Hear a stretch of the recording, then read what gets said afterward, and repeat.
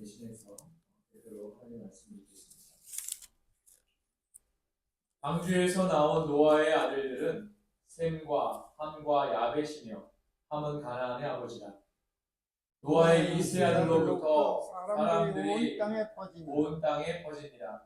노아가 농사를 시작하여 포도나무를 심었더니 포도주를 마시고 취하여 그 장막 안에서 벌거벗은지라.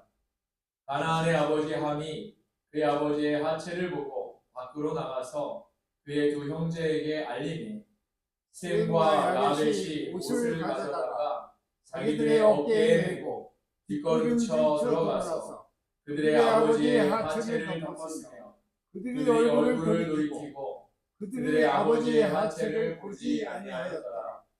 노아가 술이 깨어 그의 작은 아들이 자기의 행한 일을 알고 이에 이르되 가나안은 저주를 받아 그의 형제의 종들의 종이 되기를 원하노라 하고 또 이르되 셈의 하나님 여호와를 찬송하리로다. 가나안은 셈의 종이 되고 하나님이 야벳을 창대하게 하사 셈의 장막에 거하게 하시고 가나안은 그의 종이 되게 하시기를 원하노라 하였더라. 홍수 후에 노아가 350년을 살았고 그의 나이가 950세가 되어 죽었더라. 아멘. 살아계신 하나님 말씀입니다. 나영호 목사님 나오셔서 말씀 전해주실 때 큰 은혜 받으시기 바랍니다.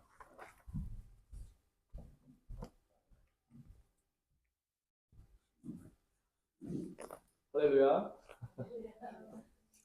할렐루야.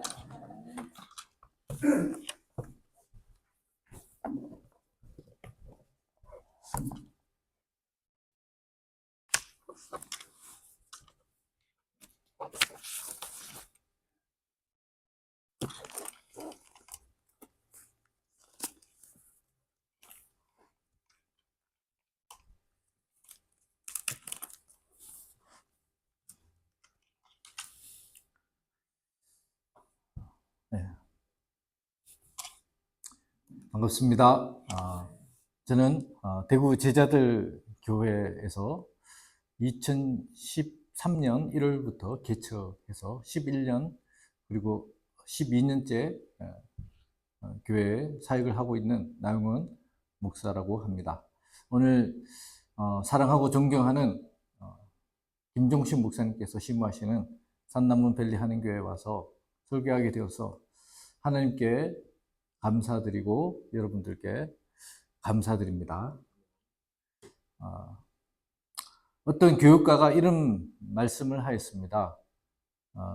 어떤 부모가 그 자녀들을 진정으로 잘 교육시키는지는 그 자녀만 봐서는 알 수 없고 그 자녀까지 봐야지 그 부모가 자녀들을 교육 잘 시켰는지를 알 수 있다고 하였습니다. 무슨 뜻입니까? 부모의 교육이 2대까지 영향을 끼친다는 뜻이 아니겠습니까? 부모의 교육이 2대까지만 영향을 끼치겠습니까? 2대가 잘 되면 그 밑으로 2대도 또 잘 될 것입니다.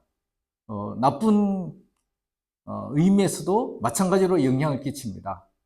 부모가 교육을 잘못시키면 그 밑에 2대에까지 영향을 끼칠 것이고 또 그 밑에 2대까지 이런 식으로 좋은 교육도 후손에게 영향을 끼치게 될 것이고 나쁜 교육도 후손에게 영향을 끼치게 될 것입니다. 무엇을 알 수 있습니까? 우리의 삶, 우리의 신앙, 우리의 모든 모습이 나만으로 끝이 아니라는 것입니다. 영향을 끼치게 된다는 것입니다. 우리 이웃에게, 우리의 후손들에게 영향을 끼치게 된다는 것입니다. 오늘 본문은 우리의 삶 가운데 후손들에게 어떻게 영향을 끼치게 될 것이며 또 우리의 후손이 복된 후손이 되기 위해서는 우리가 어떤 조상이 되어야 할 것인가에 관한 말씀입니다. 오늘 본문은 노아의 홍수 후에 노아와 그의 가족들이 새 삶을 시작하게 되는 그러한 내용입니다. 홍수 후에 이제 이 세상에는 노아와 그의 가족들 밖에 이 세상에 남지 않게 되었습니다. 그 가족들이 이 세상에 살아갈 때 노아는 너무 평안하고 걱정 근심거리가 없었습니다. 홍수가 끝났습니다. 하나님 심판이 끝나고 이제 모든 것은 이제 새로 시작되고 적들도 없었습니다. 주변에 다른 민족이 없습니다. 노아의 가족밖에 남지 않았습니다. 노아는 포도 농사를 지었습니다. 포도 농사를 통해서 포도주를 만들게 되었던 것 같습니다. 포도주를 마시면서 노아는 이제 긴장이 풀려서 완전 무장해제가 되어서 술에 취해서 그렇게 벌거벗은 채로 들어 누워서 쿨쿨 자는 일이 발생하게 되었습니다. 그때 그 아버지의 모습을 둘째 아들 함이 제일 먼저 발견을 했습니다. 발견을 하고 아버지의 벌거벗은 그 모습이 너무나도 재미있기도 하고 또 우습기도 하여서 자기의 형과 동생에게 쫓아가서 말을 하였습니다. 형, 야베사, 우리 아버지가 술에 취해서 벌거벗고 잠을 자고 계셔. 여기 와서 한번 봐. 그래서 이 형 샘과 동생 야벳이 아버지에게로 갔는데 이 샘과 야벳은 함이 한 행동과 다른 행동을 하였습니다. 아버지를 보지 않고 옷을 어깨에 메고 뒷걸음질 쳐서 뒤로 들어가서 아버지의 하체를 덮어 들었던 것입니다. 이것을 보고 나서 노아가 잠이 깨어서 노아는 자기의 아들들이 자기에게 한 일을 알게 되었습니다. 그리고 나서 그 아들들의 한 행동에 대해서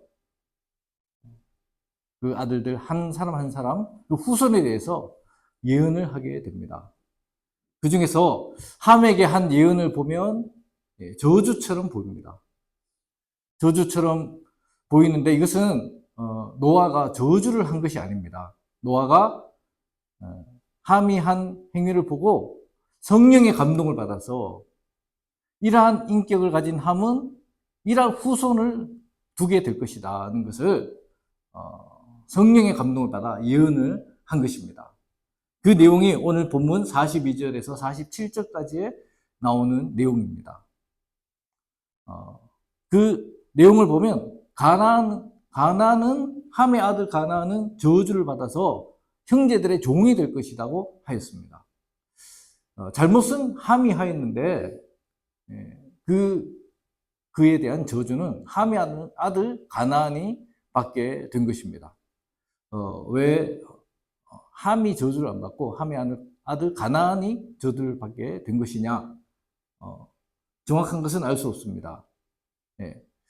함은 4아들이 있었는데 가나안이 아버지 함을 가장 많이 닮았던 것 같습니다. 그래서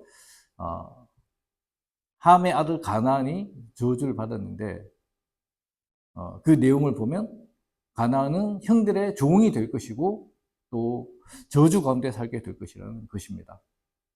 그리고 셈과 야벳은 축복을 받았습니다. 셈은 셈의 하나님을 찬송하리로다. 이는 축복의 예언을 받았고 야벳은 창대하게 될 것이고 또 셈의 장막에 거하게 될 것이라는 이러한 축복을 받았습니다. 그러면 그 후에 어떻게 되었느냐? 이 말씀 그대로 이루어진 것을 보게 됩니다.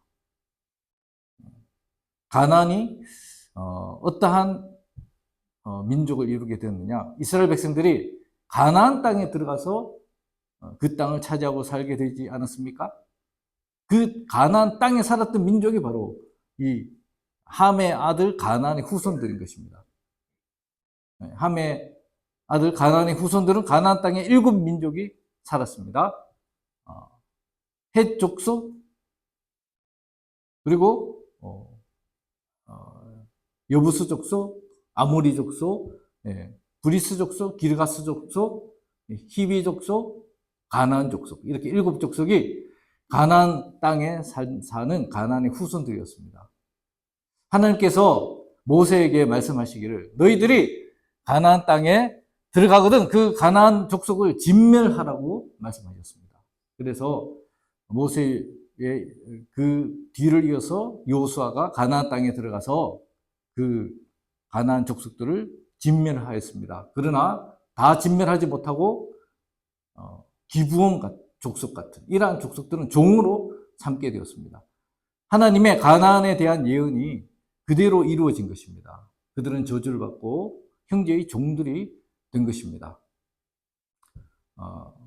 이러한 가나안은 저주를 받게 되었고 또 셈이 받은 축복이 무엇입니까? 그것은 셈의 자손들 중에 바로 이스라엘 민족이 있는 것입니다. 이스라엘 민족을 통해서 바로 온 인류의 구세주 예수 그리스도께서 오시게 되지 않았습니까? 그러므로 셈은 온 인류를 위한 구세주를 이 세상에 낳게 되는 그러한 축복을 받게 된 것입니다. 야벳은 오늘날 유럽인들 그리고 미국의 그 백인들의 조상입니다. 이 야벳 족속들은 예수 그리스도의 복음을 가장 먼저 받은 사람들이 되었습니다. 그래서 셈의 장막에 거하게 되었고 문명을 발전시키는 창대하는 그러한 복을 받게 되었습니다. 셈과 야벳은 복을 받게 되었고 결국 가나안은 저주를 받게 된 것입니다. 자, 이 얘기를 들으면 사람들은 생각합니다. 아니, 함이 실수로 그런 행동을 할 수 있죠. 그것이 뭐 그리 잘못된 것입니까? 그러나 그렇게 생각할지라도 한번 제가 각색을 해서 얘기를 조금 다르게 말씀드려 보겠습니다. 예를 들어서 어떤 가정에 4남매가 있었다고 가정해 보겠습니다. 막내가 딸이고 3아들이 오빠입니다. 그런데 굉장히 죄송스러운 말씀이지만 용서하고 들으시기 바랍니다. 막내 딸이 4살 정도 되는 딸인데 어떻게 하다가 놀다가 벌거벗고 잠을 자고 있었습니다. 그런데 둘째 오빠가 그 여동생이 잠을 자고 있는 것을 보고 형하고 동생한테 막 쫓아가서 형, 야, 우리 누구가 지금 벌벗고 자고 있어. 여기 와서 한번 봐봐. 그렇게 했는데 형과 동생은 그 여동생을 보지 않고 뒷걸음질 쳐서 들어가서 담요로 여동생의 몸을 덮어주었다고 생각해 보십시오. 이 한 가지 행동이 그 사람의 인격을 보여주는 것이 아니겠습니까? 우리 속담에 하나를 보면 열을 안다는 속담이 있지 않습니까? 그렇습니다. 한 가지 행동이 그 사람을 대변해 주는 그러한 행동이 있는 것입니다. 이 셈과 함과 야벳의 행동이 바로 그 사람이 누구인지를 말해주고 있는 것입니다. 그런데 하나님께서는 모세에게 말씀하셨습니다. 너희들이 앞으로 들어가서 차지할 땅, 그 가나안 땅에 들어가서 살게 되면은 너희는 가나안 사람들이 하는 그 생활을 따라하지 말라. 그렇게 규례를 레위기 18장 1절에서 3절에 주셨습니다. 그 레위기 18장 3절 마지막 부분을 보면 이렇게 말씀했습니다. 내가 너희를 인도할 가나안 땅의 풍습과 규례도 행하지 말고, 그러면서 레위기 18장 6절에 보면 이렇게 말씀했습니다. 각 사람은 자기의 살부치를 가까이 하여 그의 하체를 범하지 말라. 나는 여호와이니라 라고 말씀하셨습니다. 무슨 말입니까? 가나안 족속의 그 행동을 따라하지 말라고 말씀하셨는데 그 살붙이를 가까이 하여 하체를 범하지 말라라고 말씀하셨습니다. 그리고 그 후에 7절부터 보면 범해서는 안 되는 살붙이들의 그 살붙이들이 어떠한 사람들인지 열거되어 있습니다. 대단히 창피하지만 이해하고 들어주시기 바랍니다. 성경에 분명히 이렇게 기록되어 있습니다. 그 범해서는 안 될 그 살붙이들은 어머니, 고모, 이모, 숙모, 여동생 이러한 목록이 열거되어 있습니다. 무엇을 알 수 있습니까? 저주받은 함과 가나안의 후손들은 조상을 닮아서 근친들끼리 문란한 성생활을 했다는 것입니다. 이것을 닮지 말라고 하나님께서 말씀하신 것입니다. 가나안 족속들이 그렇게 짐승 같은 생활을 했던 것입니다. 음란한 조상, 도덕심이 없는 조상을 두었기 때문입니다.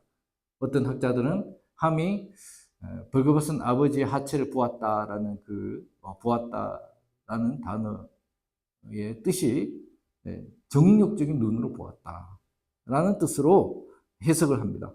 이것은 정확한 인정받은 학설은 아닙니다. 그렇지만 함이 그렇게 성적으로 타락한 사람이 있을 가능성은 매우 많습니다. 왜냐하면 그 후손인 가나안의 자손들을 보면 알 수 있기 때문입니다. 그래서 이스라엘 백성들이 가나안 땅을 정복할 때에 하나님께서 이스라엘 백성들에게 가나안 족속을 진멸하라고 말씀하셨던 것입니다. 결국 노아가 예언한 대로 가나안 족속이 그렇게 해서 저주를 받게 된 것입니다. 그러므로 우리가 알 수 있는 것이 조상이 도덕적으로 윤리적으로 타락하면 그 후손이 저주를 받게 된다는 사실입니다. 그렇다면 우리의 후손들이 함과 가나안의 후손들 같은 후손들이 되느냐 아니면 셈과 야벳의 후손들과 같은 후손들이 되느냐 하는 것이 어디에 달려있다고 할 수 있겠습니까? 바로 나의 신앙생활의 모습, 나의 삶에 우리 후손들의 삶이 달려있다고 해도 과언이 아닐 것입니다. 사랑하는 성도 여러분, 여러분들이 자녀들에게 후세들에게 남겨줄 수 있는 최고의 유산이 무엇이라고 생각하십니까? 그것은 바로 의로운 삶을 사는 것입니다.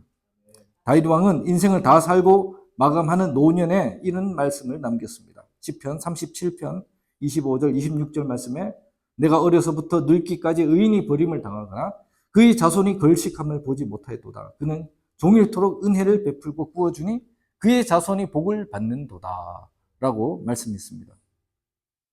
지난 일주일간 김정식 목사님께서 말씀하셨다시피 저희 가정과 김정식 목사님 가정이 시애틀에 다녀왔습니다.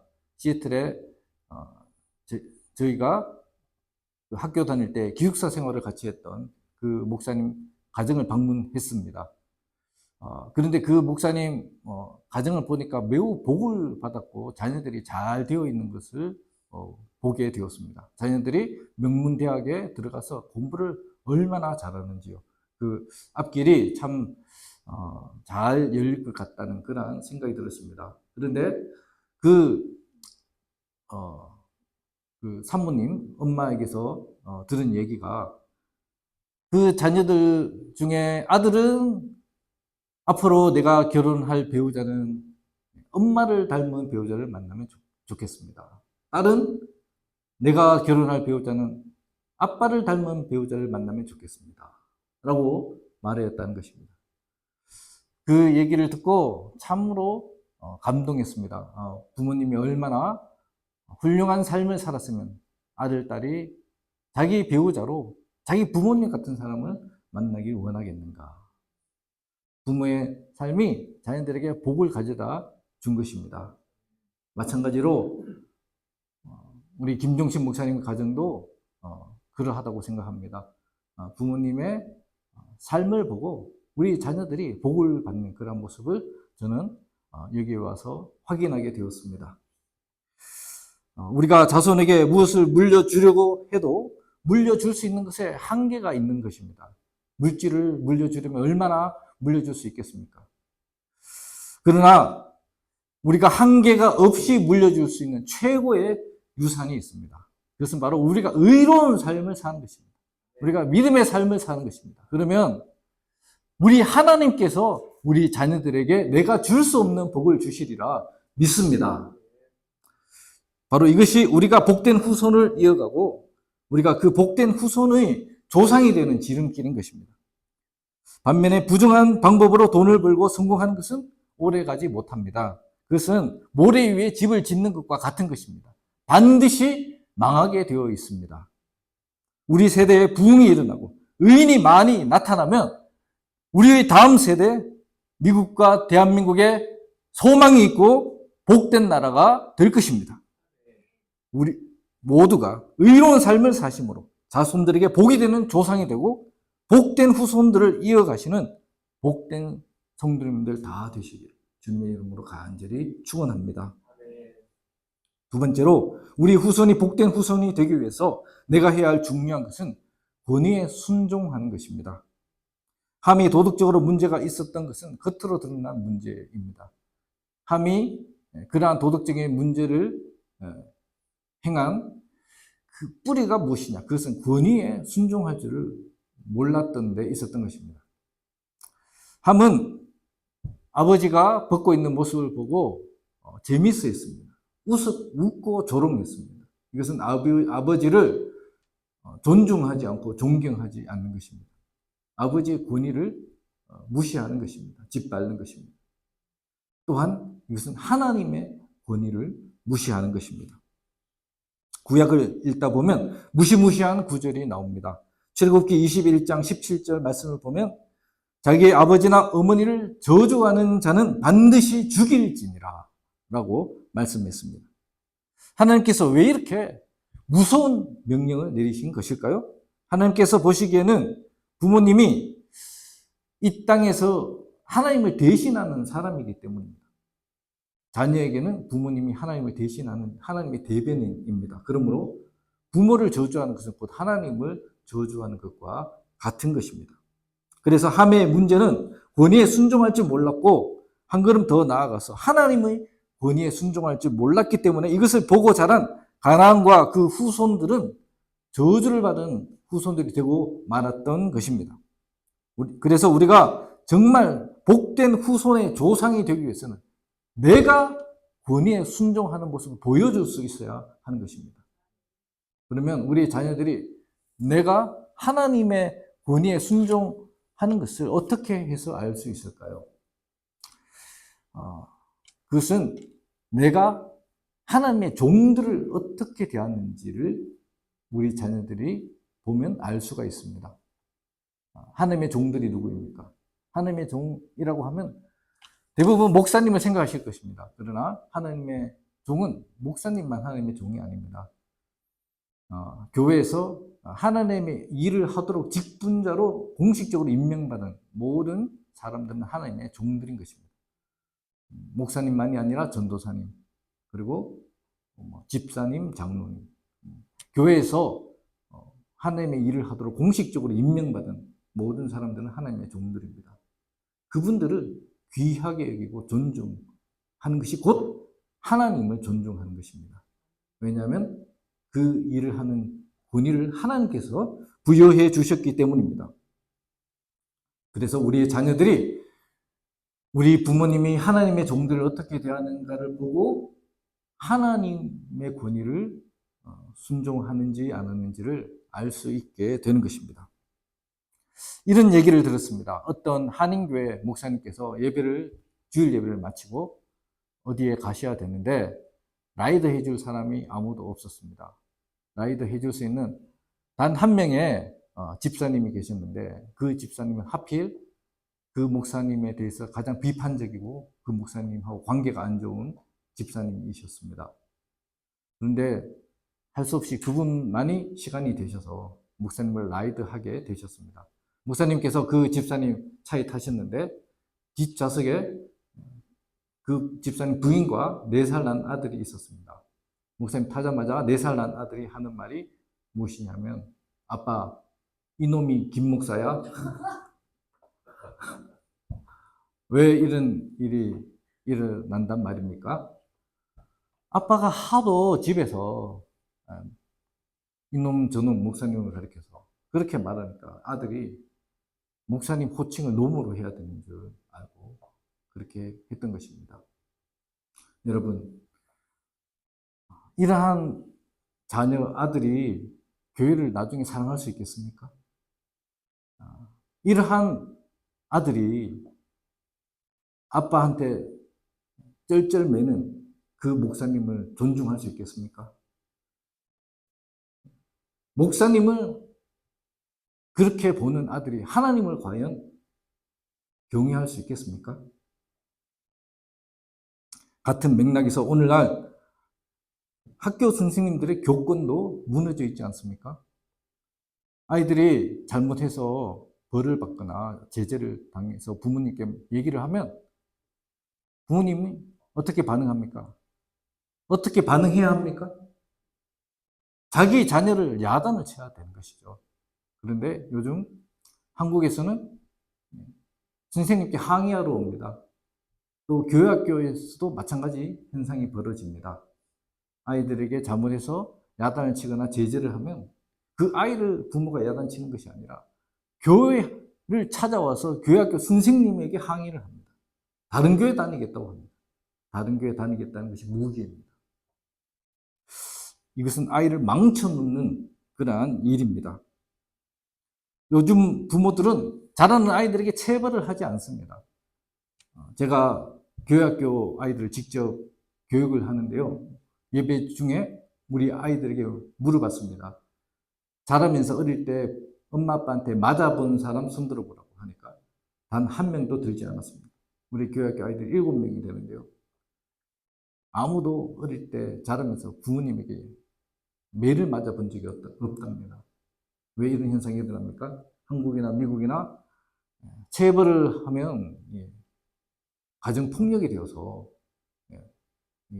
법적으로 문제가 될 수 있기 때문에 오늘날 부모님이 자기 자녀를 마음대로 체벌도 하지 못하는 그러한 세상이 되고 말았습니다. 여러분, 우리의 자녀들이 체벌 안 해도 온전하게 자랄 만큼 그렇게 완벽한 아이들입니까? 체벌을 안 하고 큰 아이들이 정말 하나님께서 기뻐하시는 그러한 성숙한 아이들이 될 수 있겠습니까? 교육의 위기입니다. 이런 현상이 일어나는 이유는 부모 자신이 권위를 중요하게 생각하지 않고 자신의 권위를 사용할 줄을 모르기 때문입니다. 그래서 오직 자기가 자녀를 양육하는 것은 돈 많이 벌어다 줘서 자녀들이 좋아하는 것 해주고 자녀들 말 들어주고 원하는 데 데려다 주고 이것을 부모 교육으로서 잘하는 것이라고 생각하는 것입니다. 그러면 순종하지 않는 아이들로 자라서 나중에 그 해를 부모 자신이 당하게 되고 말 것입니다. 이러한 가정은 하나님의 복된 가정이 될 수 없고 이러한 가정에서는 복된 후손이 나올 수 없고 이러한 사회는 하나님께서 축복하시는 사회가 될 수 없는 것입니다. 권위주의가 나쁜 것이지 권위 자체가 나쁜 것이 아니지 않습니까? 미국 사람들이 우리 나라 사람들처럼 그렇게 존댓말을 쓰지는 않지만 그러나 권위를 아주 존중하는 사람들 아닙니까? 권위는 신성한 것입니다. 하나님께로부터 온 것입니다. 저희 교회는 가정교회를 합니다. 가정교회 무브먼트, 가정교회 운동을 2000년대, 20세기 말에 이 가정교회 운동을 일으킨 교회가 휴스턴에 있는 휴스턴 서울교회라는 교회입니다. 그 교회에 은퇴하신 원로 목사님이 최영기 목사님이라는 분이신데 휴스턴 서울교회가 왜 휴스턴 서울교회냐면 서울대학교 출신들이 모여서 세운 교회라고 휴스턴 서울교회입니다. 그래서 그 교회 중직자들 보면 서울대학교 선후배들이 많습니다. 그 최영기 목사님께서 담임 목사님 부임하셨을 때 그 수석 우리로 하자면 장로님 수석 집사님께서 서울대학교 최영기 목사님의 선배님이셨습니다. 그런데 이 장로님께서 최 목사님이 어디 가실 때마다 앞에서 가방을 들여다 드립니다. 그리고 이 후배 담임 목사님한테 깍듯이 90도 절인사를 하고, 담임 목사님을 후배지만 그렇게 존중하고 공손히 모실 수 없더라는 그러한 얘기를 들었습니다. 마태복음 10장 41절 42절 말씀 보면 주님께서 이런 말씀을 하셨습니다. 예언자를 예언자로 맞아들이는 사람은 예언자가 받을 상을 받을 것이요, 의인을 의인이라고 해서 맞아들이는 사람은 의인이 받을 상을 받을 것이다. 내가 진정으로 너희에게 말한다. 이 작은 사람들 가운데 하나에게 내 제자라고 해서 냉수 한 그릇이라도 주는 사람은 절대로 자기가 받을 상을 잃지 않을 것이다. 왜 우리가 예언자나 의인을 대접하면 그 사람이 상을 주지 않고 하나님께서 주시는 것일까요? 왜냐하면 그 사람 뒤에 있는 하나님의 권위 때문에 그런 것입니다. 그래서 특별히 하나님의 사역자, 목사뿐만 아니라 전도사님, 교학교 선생님이란 하나님의 사역자들을 겉으로 보이는 모습으로만 대하지 마시고 그 배후에 그 사람을 세우시고 쓰시는 하나님을 봐서 그 사람을 존중하시고 순종하시기를 축원합니다. 그렇게 하면 반드시 상이 있고 무엇보다도 우리의 후손들이 우리가 섬기는 모습을 통해서 셈이나 야벳의 후손들과 같이 복된 후손들이 될 줄로 믿습니다.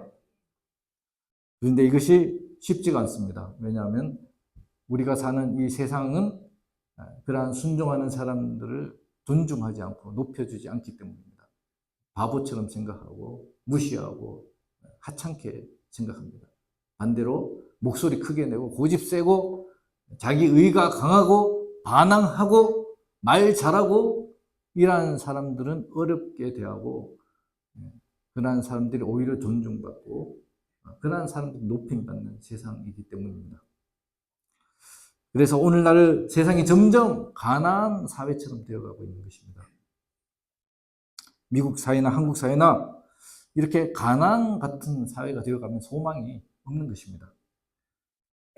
오는 10월 27일 날 한국에는 광화문 앞에 한국 교회 성도들이 다 모여서 함께 연합 예배를 드리고 큰 기도회를 하기로 약속을 하였습니다. 저희 교회 성도님들도 6명이 참석하게 됩니다. 다 같이 모여서 연합 예배와 기도회를 하는 이유가 무엇이냐? 동성결혼 합법화 반대, 그리고 포괄적 차별금지법 통과된 것을 반대하여서 함께 연합 예배를 드리고 기도회를 하려고 합니다. 이것이 왜 중요합니까? 왜냐하면 동성애를 인정하는 것은 이것은 곧 하나님의 권위에 대한 도전 아닙니까? 하나님께서 분명히 동성애는 죄라고 말씀하셨습니다. 그리고 그러한 것을 범하였을 때, 그러한 사회가 되었을 때 하나님께서 심판하신 예들이 있지 않습니까? 소돔과 고모라가 대표적인 경우입니다. 우리 한국 사회나 미국 사회나 이렇게 노골적으로 하나님께 대항하는, 하나님의 권위에 도전하는 이러한 사회가 되어서는 소망이 없다는 것입니다. 가난의 음란한 문화를 따라가는 그러한 세상이 되어서는 안 되겠습니다. 미국이고 한국이고 우리가 이것을 막아야 하는 것입니다. 그래야지 우리 후손들에게 복된 세상을 물려주는 그러한 존경받는 선배, 부모님, 조상이 될 수 있는 것입니다. 우리에게 아직 할 일이 남아 있습니다. 그러므로 하나님께서 여기까지 생명을 살려주시는 줄로 믿습니다. 내가 나이 많이 들고 병이 있다고 해서 할 일이 없는 것이 아닙니다. 후손들을 위해서 기도해 줄 수 있지 않습니까? 후손들을 위해서 좋은 신앙의 유산을 물려주어야 되지 않겠습니까? 복된 후손을 이어갈 수 있도록 내가 역할을 내 생명이 붙어있는 한 해야 되지 않겠습니까? 그러므로 복된 후손이 조상이 되길 원하십니까? 진정 복된 후손을 두는 부모, 선조, 앞선 세대가 되기를 원하십니까? 그러면 함의 길이 아니라 셈과 야벳의 길을 따르시기 바랍니다. 윤리, 도덕적인 삶, 의인의 삶을 사시고 권위를 존중하는 가르침과 본을 보이셔서 후손들에게 복된 가정, 복된 사회, 복된 나라를 물려줄 수 있는 존경받고 복의 근원이 되는 복된 성도님들 다 되시길 주님의 이름으로 간절히 축원합니다. 기도하시겠습니다.